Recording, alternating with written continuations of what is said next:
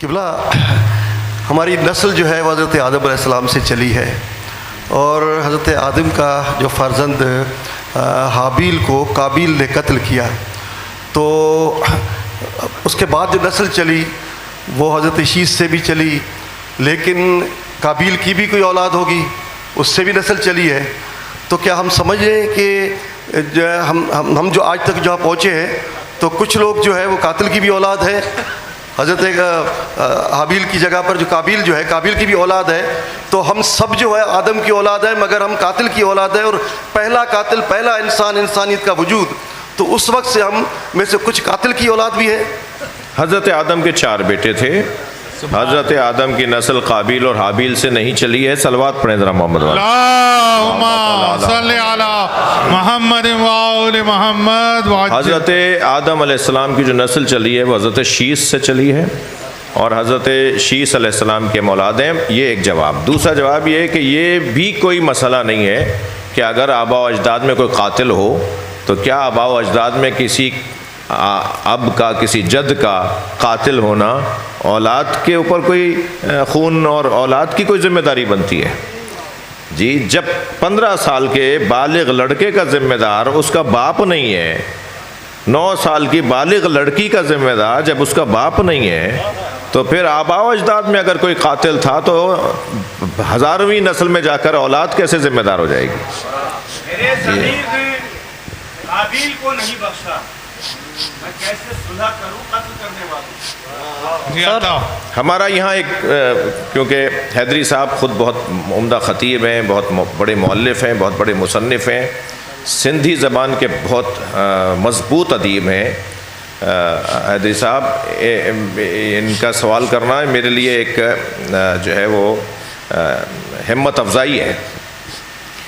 یہاں ایک اس سوال سے حیدری صاحب مجھے ایک جملہ کہنے کا، اس حسین اور عزیز مجمع کے سامنے ایک جملہ کہنے کا دل کر رہا ہے کہ شرعی طور پر 15 سال کا بالغ لڑکا اگر کسی کا شیشہ توڑ کر آ جائے تو باپ شرعاً ذمہ دار نہیں ہے۔ 9 سال کی بالغ لڑکی اگر کسی کا شیشہ توڑ کر آ جائے، کسی کا نقصان کرے، تو باپ شرعی طور پہ ذمہ دار نہیں ہے، ٹھیک ہے؟ 1400 سال پہلے اگر کوفے والے کالے کپڑے پہنتے تھے تو یہ کیا تم نے راگ لاپا ہوا ہے کہ آبا و اجداد میں مارا تھا اور اولادیں رو رہی ہیں؟ کوفے والوں کا اگر حلیہ ہماری طرح تھا تو ہم کوفے والوں کے ذمہ دار تو نہیں ہیں، ہم کوفے والوں کے تو اولادیں نہیں ہیں۔ یہاں تو ایک بڑی تعداد میں سادات بیٹھے ہوئے ہیں، سادات تو کوفے والوں کی اولادیں نہیں ہیں۔ یہ جو آج افریقہ میں کالے ماتم کر رہے ہیں، آج یہ جو آسٹریلیا کے اندر گورے ماتم کر رہے ہیں، یہ جو آج ہندوستان کے اندر ہندو جو ہے زداری کر رہے ہیں یا ہندو شیعہ ہو رہے ہیں، یہ سارے کیا کوفے والوں کی اولادیں ہیں؟ اہل بیت کے غم میں رونے والے سب کوفے والوں کی اولادیں نہیں ہیں۔ ایک پیغام۔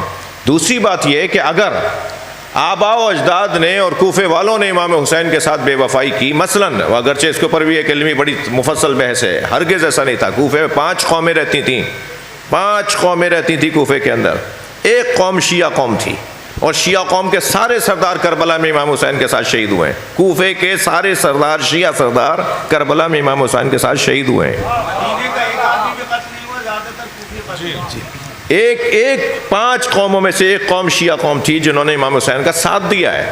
باقی جن لوگوں نے کوفے والوں نے بے وفائی کی ہے اس کے اندر بنی امیہ بھی تھے، اس میں موالیان، موالی ہمارے ہاں جس معنی میں لیتے ہیں اس معنی میں موالی عربی میں نہیں بولتے، دیہات سے آئے ہوئے لوگوں کو جب وہ شہر میں آ کے بس جاتے ہیں تو انہیں موالی کہا جاتا ہے تاریخی زبان میں۔